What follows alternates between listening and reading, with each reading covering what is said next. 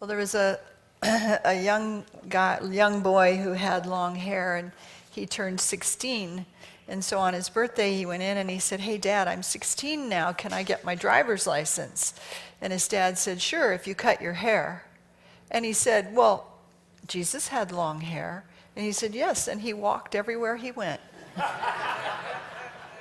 There you go. So today, our lesson is entitled, a really great sentence that I heard that helped me kind of adjust to the things that Suzanne was talking about in her meditation, and that works and fits with the book, Let the Universe Lead You, that we're using this month for our inspirational messages. And the sentence was coined, I guess coined, or I read it first, in Francis Scoville Shin's book, and the title is, "Your Ships Come In Over the Don't Care Seas." Your ships come in over the don't care seas. And it's about that letting go and detaching from the outcome that Suzanne painted a beautiful picture of in her meditation, leaving that last page blank, and not trying to force things. The example I remember is Katie. She was turning 35 and not yet married. She'd spent a lot of weekends at her best friends' and college roommates' weddings and termed herself as always the bridesmaid, never the bride. She really had hoped, with the greatest of hope, that she could meet her dream guy, and she was proactive toward her desire. She was on several dating sites, and she put herself out there at society functions so that she could meet interesting professional people. She volunteered for worthy causes. She joined a gym. She even took up playing softball and joined a softball league and team so that she could be around other people where she would have a chance to hook up with a great guy. Along with all of that, she'd met with therapists. She had journaled all of her childhood traumas.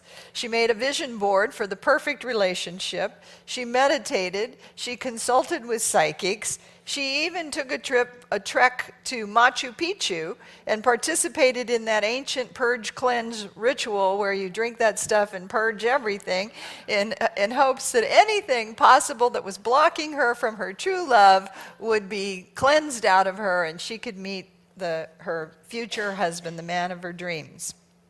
And then one day, another mutual girlfriend just stopped and said to her, "Why don't you stop trying so hard? Why don't you stop trying so hard?" She said, "Most people find their true love when they aren't looking, when they just let it happen, So my question to you this morning is, haven't you found that your big successes, your big dreams slide right in when you least expect it? When you're not looking for it, when you're not gripping it tightly, when you release your mental clutch on something, doesn't it seem to manifest almost immediately? You say, "Oh, I forgot all about that," and then boom, there it is. Many people like Katie try to force things, try to make things happen, and they work hard, they pray, they plan, they scheme, they strategize, they plead, they do everything possible to make it happen. And we've been taught to get in there and roll up our sleeves and make it happen, haven't we? Otherwise, you're kind of viewed as weak or lazy or I don't know, simple, I guess would be a word. But your lasting good will never come to you by forcing it. There is a major prosperity truth that the universe responds to flow, not force. The universe responds to flow, not force. And then Francis Scoville Shin shared it as, "Your ships come in over the don't care seas." And I was reading her book this morning in my meditation before I came, and I thought that's kind of a negative thing to say, and so she had it flipped around the other way, but it's not as dramatic. Your ships come in over calm seas. Your ships come in over calm seas. But I like your ships come in over the don't care seas. Now, I am a huge proponent of speaking repeated and bold declarations for what you want to see manifest in your life. I believe it. I'm with Catherine Ponder. You know, one time when Catherine Ponder spoke at Christ Unity, when we were on L Street, she was upstairs waiting to come down to give her presentation. And I went up there and I heard someone pacing back and forth, saying affirmations out loud. And it was Catherine. I mean, she was just boldly declaring that her talk was meaningful and, you know, everything good went before her. And I am a proponent of that also, fully envisioning all the good you want and regularly holding to it. But you cannot let your heart's desire become your heart's disease. Disease. You cannot let your heart's desire become your heart's disease. Stressful emotions, entertained and repeated over time, we know, cause powerful illnesses. So if you are holding on to your desire too tight-fistedly, you may even be creating what's called mental constipation. There is such a thing as mental constipation, and I'm not sure what the laxative for that is. But if you worry, if you hold worry and fear and anxious anticipation, those are constricting energies. And they can cramp your good or even repel your good or block your good from reaching you. So if you want to get things freed up and moving again, one of the most effective spiritual practices we can integrate into our teachings is to learn that your ships come in over the don't care seas. I like having little mantras or sentences that I can tag my truth on, because when I get in the midst of a difficult experience, then I can go, oh yeah, I remember my ship, this is going to work out over calm seas, when ships come in over the don't care seas. We're using the book this month, Let the Universe Lead You by Richard Dotz, and I want to share a little bit about how he writes this. He says, the infinite universe knows all things. It knows what you want and how to deliver it to you in the fastest way possible. So he says, so let it. So let it. There is no need to worry about whether the universe has picked up on your desires clearly. The universe always gets it right the first time. Don't you go, oh yeah, but you know, I really want, because I kind of want to paint it, like Suzanne said, we want to paint it this way, want to paint the picture, show God how exactly, and don't forget, I really want it to be this, every detail. He says, what most of us don't realize is that the moment we hold an intention, the universe instantly or even simultaneously knows the best way to make it happen. And he says, if you understand this universal principle, you will never fret or worry over how something is going to come to you. No physical limitation will ever matter to you again. You just know that in the moment you ask, it is done. Oh, to live with that kind of faith, right? It's true. It's our principles. You know, the word amen translates into it is so, right? And when you think about the ancients saying their prayers, whatever it was, a prayer of supplication, a prayer of asking, a prayer of declaring, and at the end they say, Amen. It is so, and so it is. It is so. And then step away because you've given it over to God to bring a resolution, to bring a solution.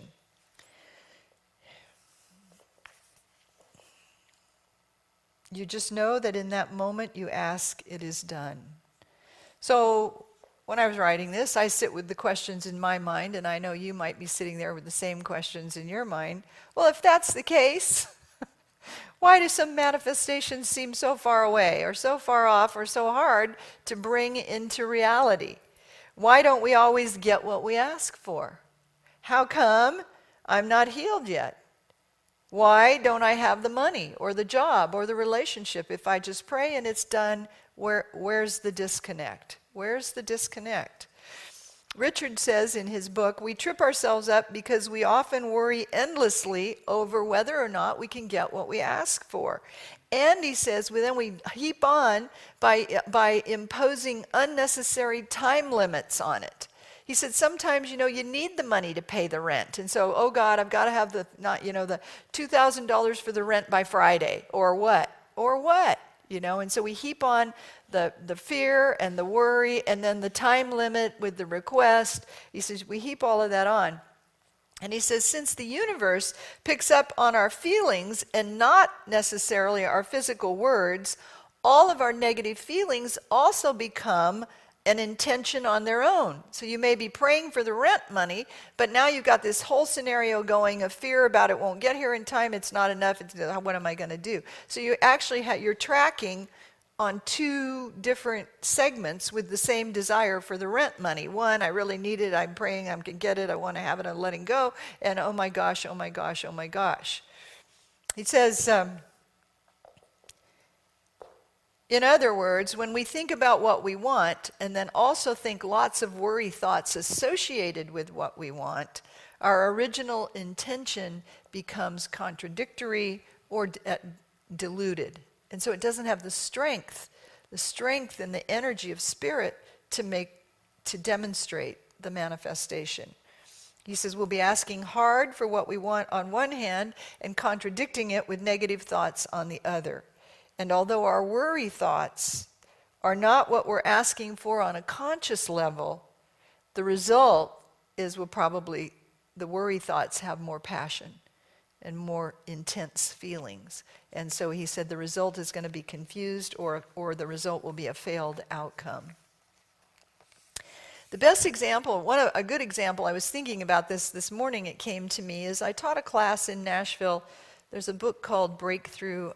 I went and looked it up in my library this morning, but I can't remember all the details. Anyway, it was about breakthrough. Breakthrough to your best beliefs and your best behaviors so that you can transform something in your life. And he gives you 24 weeks of one exercise a week. And I'm way too ADD for that, so I shrunk it down to 7-week class. And we picked out the ones that were most meaningful. And so once a week we came together for 7 weeks, and I was really busy during that time. And so I would read the chapter to teach the class, and then in the class we sat around tables and actually did the exercises, whether it was journaling or writing or dialoguing or whatever. We did the exercises in the class toward the goal that each of us was working for. And then for me, when the class was over, I gathered up all my things and put it on the side of my desk until I had to prepare for the next week's class. But I set it aside and let it go. I didn't think about it until it came time to prepare for the class the following week. And all of my goals came to pass. Not rapidly, but I have one of my closest friends in Nashville. She was in the class, and she reminds me routinely, one of the things you put on your thing was to return to California, and here I am, and so it worked out. That didn't come immediately, but I'm back, and so, and it came out in just a really wonderful way. Yeah. So the idea is setting it aside, stating clearly what you want, and it's okay to have a clear path. We'll talk about that in a minute. But then detaching, setting it aside. Your ships come in over the don't care seas, and that don't care is that detachment. Richard uses the example in the book, and maybe those of you who are in the little Wednesday class have known. He talks about trying to manifest a new car. And he says, you want a new car, but you have no idea how the new car is going to come to you. And he said the most obvious way is that you're going to get the money and you're going to go down to the dealer and you're going to buy the car. The only problem is, he says, is you don't have enough money. So you start thinking of ways that you can get the money. And he said, and so it turns out his example is, how can I earn an extra $20,000 in the next 3 months so I can buy the car? That's kind of the message that you're putting out in your mind. And he said it's a logical question. You could think about a bank loan, you could think about a part-time job, you could think about a loan from a relative for a nanosecond and then discount that one, right? He said, but there already then you're making a few pitfalls in manifestation. He said, and you've fallen into them without realizing it, because we're ingrained in us to go out and get it, to earn by the sweat of the brow, to roll up our sleeves and get in there and make it happen. He said, in deciding that you will purchase the car outright and then figuring out how to get the money, you've fallen into the trap of insisting that the final manifestation happens in a certain way. Again, back to Suzanne's meditation, could just be the sermon today. That you're insisting on it happens a certain way. And you might even rationalize, well, no one's ever bought a car for me before. No one's ever given me a car, so why am I supposed to put a car out to the universe? But the message you're sending now to the universe is, I will use my own money to purchase the car by figuring out how to get the money. That's not a bad thing. As we said earlier, you can ask for something, and you can also be clear about the path through which it comes to you. But when you decide something is going to come to you in a particular way, you usually then immediately start to fret about how and when that's going to happen, right? I need the $20,000 for the car now. How and when is that going to happen? And you immediately start worrying about how you'll get the money in the next 3 months to buy the car. And so you heap that analysis on you, and then it throws you out of your original intention, and then you heap on the 3-month time limit when you have to get the car and have the money to buy the car. And so instead of thinking purely about your desire, your intention to have a new car, a wonderful new car, can you smell the new car? Instead of getting your feelings activated that way, you've now thrown in all these intense feelings of rationalization and worry and desperation into the mix, imposed a deadline on it, and chances are you're on a more difficult path. You may need a course correction there. He says each time you think about the car, you're actually thinking about how to make money so you can buy it, right? You're not thinking about the car. You've switched your intention to thinking about how you can earn money to buy the car. Same with Katie's story in the beginning. She wanted to connect with her true love, but all of her efforts may have been focusing more on the absence of her true love, on not connecting with someone, on how alone she felt, how she always went out to those events by herself, how she kept trying, but where was he? What was that? Why wasn't he showing up? And she may have been focused in the wrong track. When I touched my goal in the class that I taught, when I touched my goal once a week and set it aside and forgot about it, I had no desperate anticipation about it. I mean, I didn't think about it at all. It was like, okay, there's that class. Now I've got to get a sermon ready for Sunday. Now I've got to get all the other stuff. And it was just off to the side of my desk in a stack of papers with a bunch of other stuff that were in my to-do spot, I set it aside, and the universe then had all it needed to manifest everything that was on my list because I took my hands off. You getting this? I mean, you were getting this. Richard says it's vitally important how you think and feel about your desires on the inside.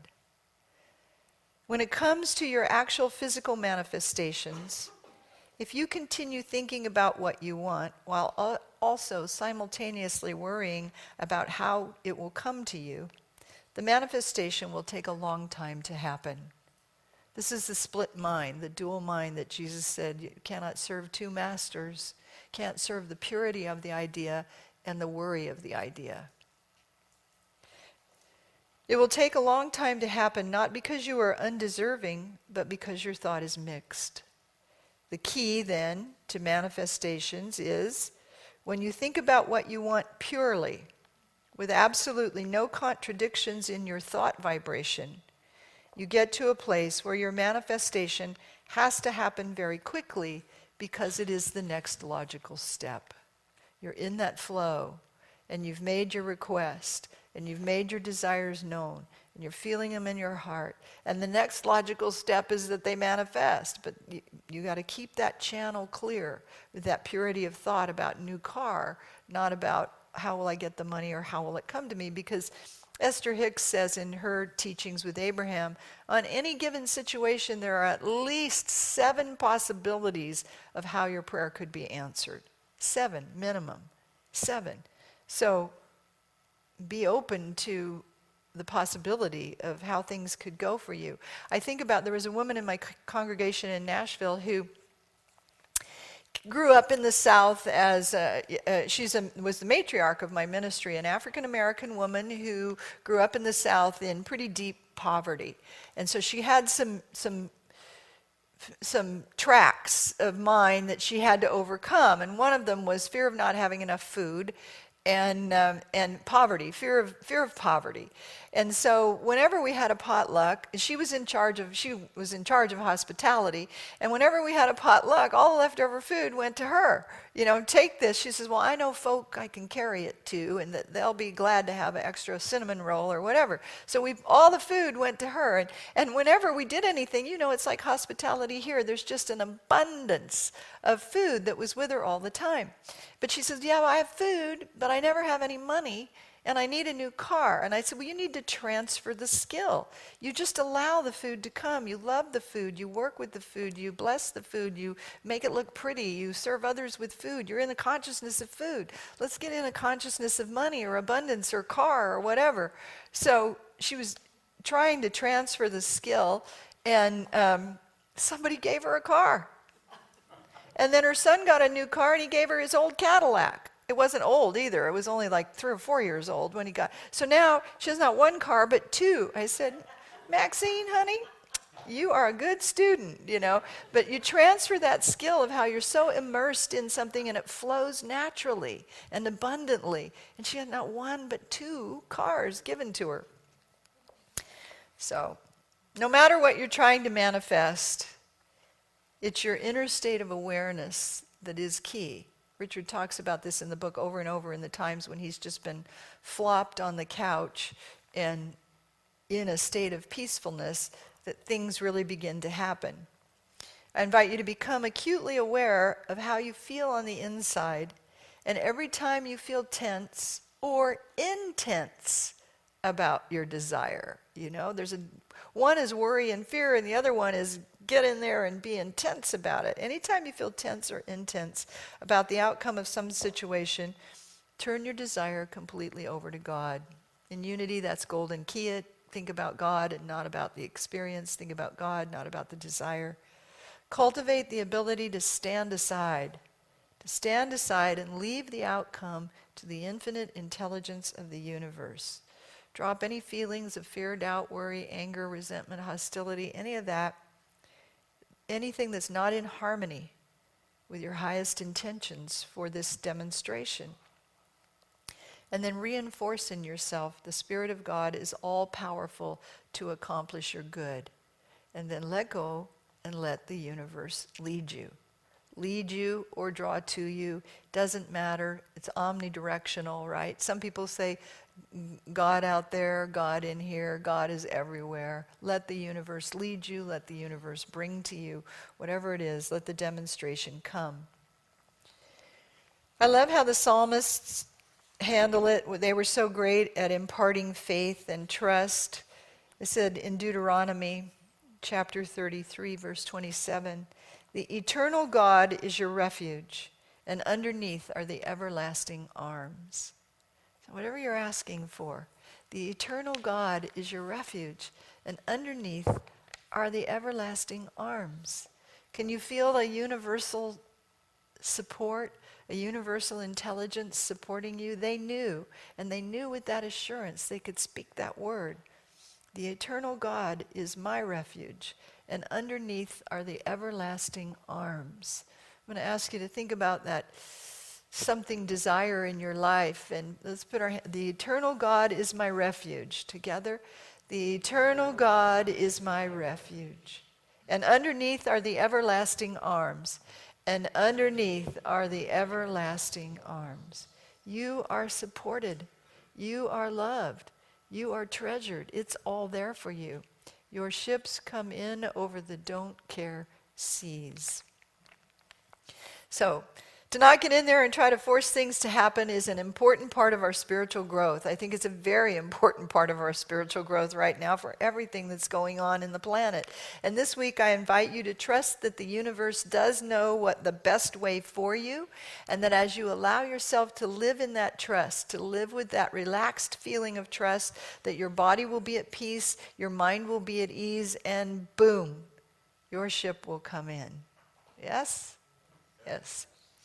Next week, Richard's going to talk about, I'm going to cover the part in his book, it's chapters 4 and 10, about the art of reverse manifestations. Whatever that means, we'll have to see. But today, let's just take a minute and turn within and Let go and let God be God in you. I trust that the infinite organizing principle of the universe knows me, knows you. I trust the infinite organizing principle of the universe. Together, I trust the infinite organizing principle of the universe. It knows where my good is and how to get it to me. Together, it knows where my good is and how to get it to me. I relax, let go, and let my ships come in.